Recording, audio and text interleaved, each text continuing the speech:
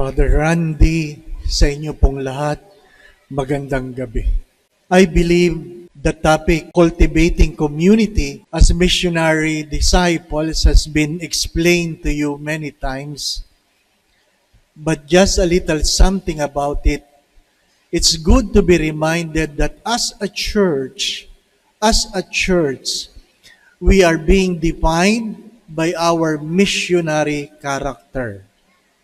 You can never be a church without a missionary character. Hindi pwedeng puro dasal, hindi pwedeng puro prayer meeting, hindi pwedeng puro rosaryo, hindi pwedeng puro misa. Kailangang merong missionary character. Tinatanong natin yan sa Diyos, Lord, ano po ang gusto mong gawin natin? At palagi ko po yung sinasabi, our common mistake in life is not just to commit sin, but doing the right thing, and yet it is not what God wants us to do. To be a missionary church, we must be a discerning church asking God, what do you want us to do? And when we talk about discipleship, yesterday, Saint Boniface speaks of what is a disciple. He is a follower of Christ. And if you follow Christ, the only way to follow Him is to follow the way of the cross. To follow the way of the cross. There is no other way to follow Christ but to follow the way of the cross. And to be a community is more difficult than defining what is a disciples, than defining what is a missionary. To be a community is more difficult than that. That's why it's good to be reminded that in the gospel, the premise is that we are a people who love the Lord with all our hearts, with all our minds, with all our strength, with all our soul. That is the premise of being a community. And we love our neighbor as ourselves. Ang basihan ay hindi yung meron tayong maraming ginagawa, kundi meron tayong malaking pagmamahal sa Diyos at sa ating kapwa.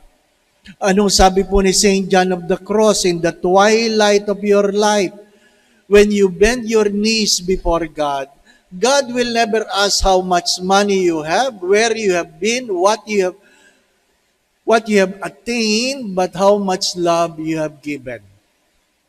Gaano kalaking pag-ibig ang iyong pinagkaloob.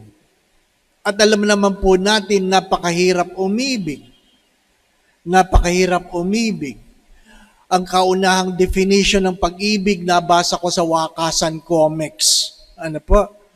Yung mga kapanahonan ko dito nagbabasa ng comics, kung meron man, ang pag-ibig ay isang damdamin na nag-uudyok sa isang lalaking gawin loko-loko ang isang babae. Yun daw ang pag-ibig. Isang damdamin. But we look at the Sacred Heart. The heart of Jesus is a heart not simply about emotions. The Sacred Heart is a heart that is willing to endure. A heart that is willing to suffer. A heart who decides not for himself, but for the good of the other. As many saints have defined it, have said this, love is to order ourselves for the good of the other.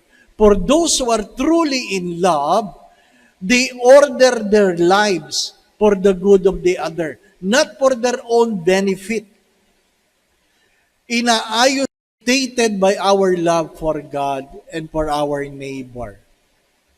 Ano po sabi ni Mother Teresa ng Calcutta? It is very difficult for people to urge them to love because knowing clearly that to love someone is to give that somebody the power to hurt you. To give that someone the power to hurt you. Kaya ano sabi niya? Sa panahon bago siya mamatay, mas pinipili ng tao ang hindi na lang magmahal dahil ayaw nilang masaktan. Sa simbahan, pagkamisan, nagsisimba tayo na hindi na tayo nakikialam o wala na tayong pakialam sa ibang tao. Marahil nagiging pamilyar po sa atin ang mukha na nagsiserve o maaring yung katabi ninyo, binabati nyo ng peace be with you, pero walang ugnayan. A missionary church must have a relationship with his co-pilgrims. Co-pilgrims. At saan po yan matututunan? Ang sabi po ni St. John Paul II, we all start in our family. The little church. The little church. We have to guard our family. We have to take care of our relationship.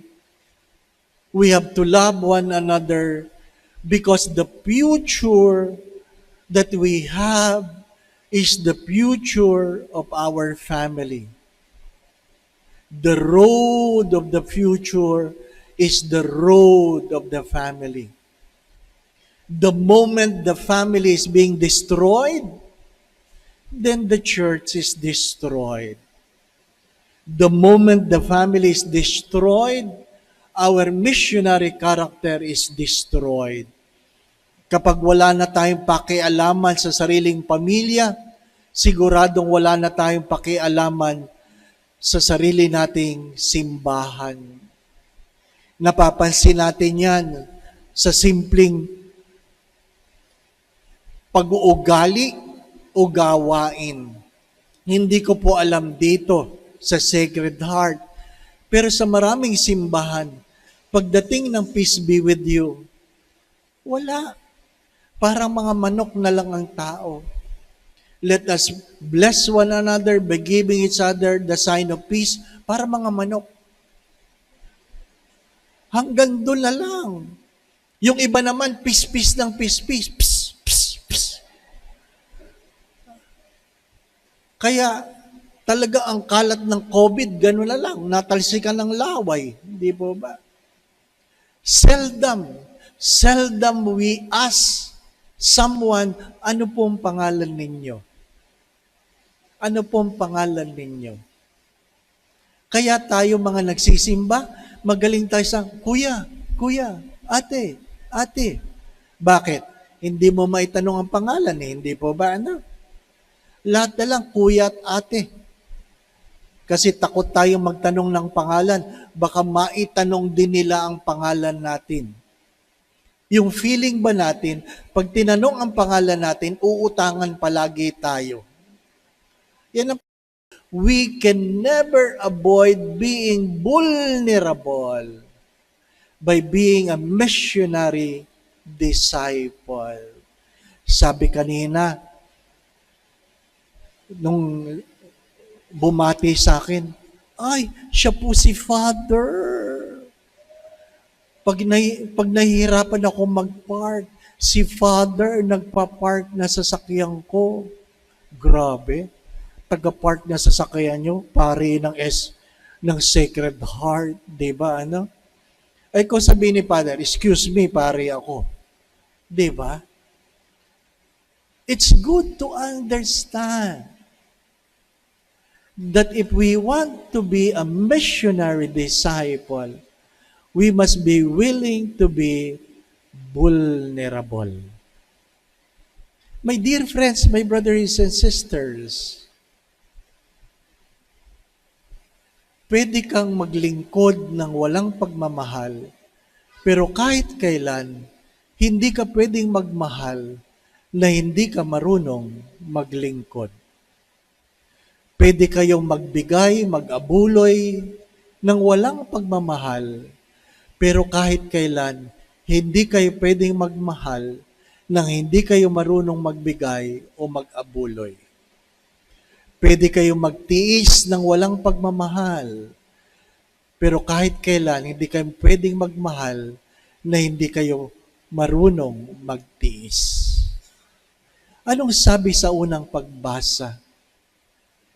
We have to accept that being vulnerable, sometimes we become unfaithful. But the first reading says, even you become unfaithful, God will remain faithful because He cannot deny Himself. Again, to be a community is a people who love the Lord with all his heart, with all his soul, with all his mind, with all his strength, and able to love his neighbor the way he loved himself. That is to be a community. To be a disciple, we must follow Christ by following the cross. And to be a missionary church, a missionary disciple, we are a church who discern, constantly asking God, Lord, what do you want us to do? Again, my brothers and sisters, God will always ask the question, have you done what you are called to do? Do not commit the mistakes of doing the right thing, and yet it is not what God wants us to do.